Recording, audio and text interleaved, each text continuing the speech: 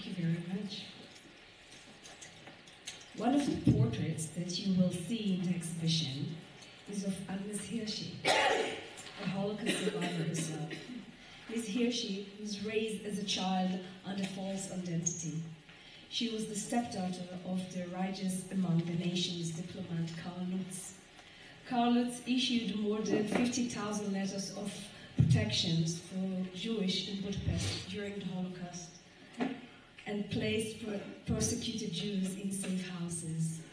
Ms. Hirschi, together with Charlotte Shelley, interviewed the survivors, protected against them, now living in Israel, Switzerland, Hungary, Canada, the UK, the United States, and put them all up together in a book which is called Under the Swiss Protection, Jewish Eyewitness According from Wartime Budapest. I am pleased to invite Ms. Hirschi, that she's here with us.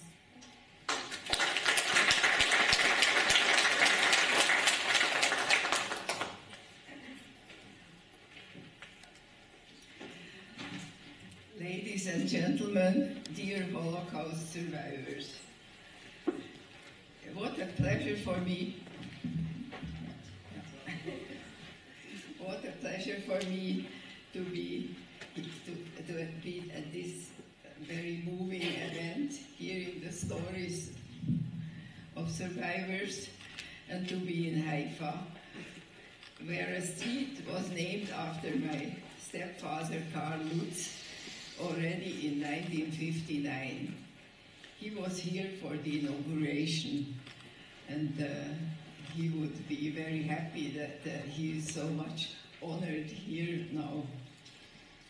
I have been in Budapest myself during the Holocaust. Though I was only 6 years old, I still have strong memories, and I get quite emotionally involved when I talk about this time. But I must say, compared to the stories you heard here, I was really lucky to be rescued by Carl Lutz. You will hear in a nutshell, I will tell you my story, but I'm mainly here also to present the book, which you already heard about, but you will hear more about it.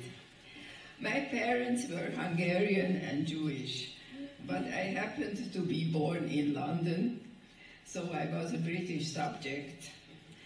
After the German invasion of Budapest, of Hungary, in March 1944, as I was a member of a country in war with the Nazis, I was in great danger.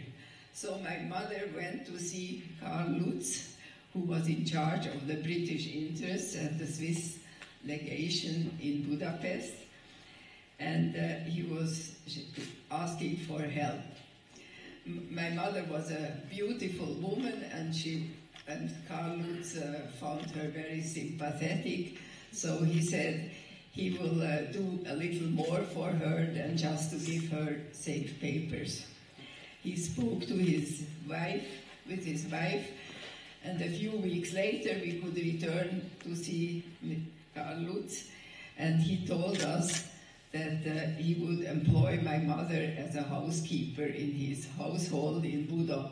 His residence was in Buda. Many of you know Budapest, I guess. That's the old part of Budapest.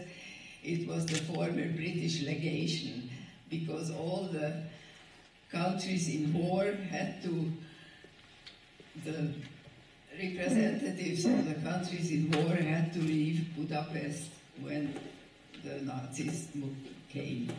So he had his office in the former American legation.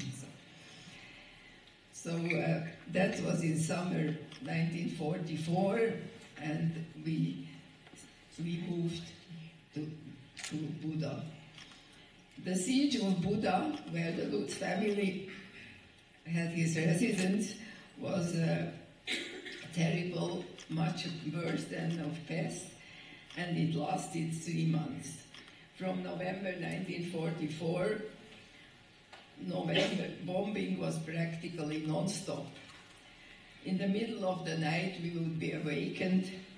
I would take my doll and go down to the bomb shelter with my mother. There were 30 people with us in that bomb shelter, personnel of the legation, some British subjects who lost their apartments and who came asked to be with us, and some Hungarian policemen for our protection. So in November, the bombing became even worse, and from after Christmas we had to move permanently to the bomb shelter. Food was scarce, and as the war lasted much longer than expected, the situation became quite terrible. Up to the end, we were liberated in mid-February, while Pest, the other part, was already liberated almost a month earlier. So in 1949, Carl Lutz married my mother. He came to Budapest, and I was the only child to go with them, and that's how I got to Bern, Switzerland, and that's how he became my stepfather. I was 11 when we went to Switzerland, and during the war I was just 6. I certainly owe my life to Carl Lutz, and so do several tens of thousands people in Hungary, Jewish people in Hungary. He provided safe conduct papers, as you already heard. In the course of my activities in connection with my stepfather, giving speeches, organizing exhibitions, presenting the Lutz documentary made by Swiss television, I met people he had rescued. I conducted interviews and I took photographs. The book, Jewish Eyewitness Accounts in Wartime Budapest, is the result, and it contains 36 interviews with Holocaust survivors under Swiss protection. As you all know, it is important to have these testimonies. You heard it already. During his lifetime, my father rarely met people he had rescued. Why? He was a bureaucrat, and he did a wonderful job in his office and organizing the rescue activity, but people didn't know him. He was in the background. They sometimes knew that the Swiss helped them, but they didn't know it was Carl Lutz. That's why many people who got a protective letter didn't know his name.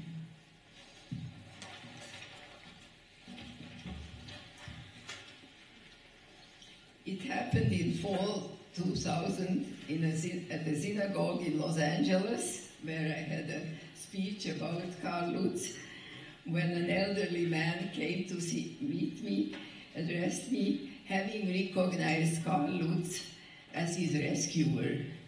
He was in tears. He told me that he owed his life to the Swiss protective letter. And this moving episode was my first encounter with a Holocaust survivor. Unfortunately, I myself was so overwhelmed that I did not even ask for the name of the man, and I lost him. He left the synagogue, and I never met him again. But so I decided that next time, when I met somebody rescued by my father, I would be more alert, ask them to tell their story and take a picture of them. In the subsequent years, my travels in the United States, in Israel, Switzerland, Hungary, I collected interviews, hoping that one day it would be possible to publish them. I must say I worked as a journalist.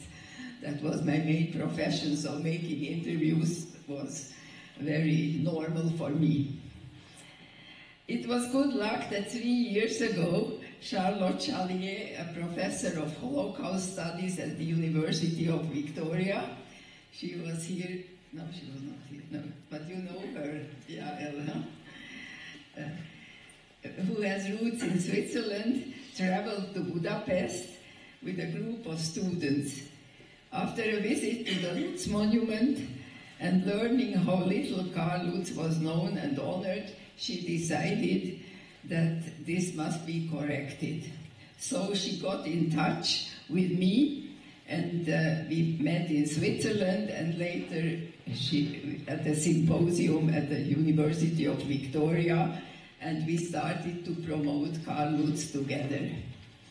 François Bizarre, he was here, the historian of the Department of Foreign